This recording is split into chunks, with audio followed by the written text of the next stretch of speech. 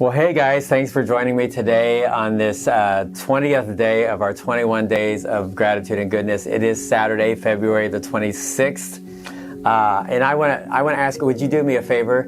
Now that we're toward the end of this whole journey, I would love to hear your story. You can email me or send me a note in the mail or call or text. You can track me down on Sunday.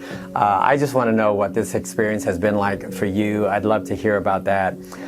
So anyway, this is my verse for today, Proverbs 3:27 and 28, which says, "Do not withhold good from those to whom it is due when it is in your power to act.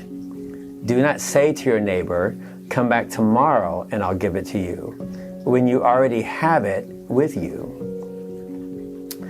These verses speak to a need that your neighbor has, and to the resource that you have, and to the responsibility that's yours to use your resource to meet that need when they have that need. Solomon is addressing the issue of justice in this passage.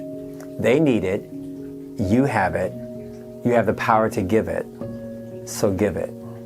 Which is to say, to not care for someone when you can care for someone is not just a failure to care, it is an act of injustice.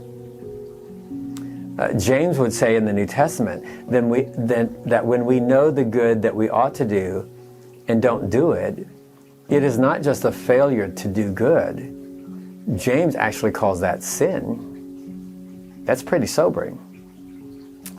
You are blessed to be a blessing, and it is an offense to God, who has blessed you, not to bless those who need that blessing.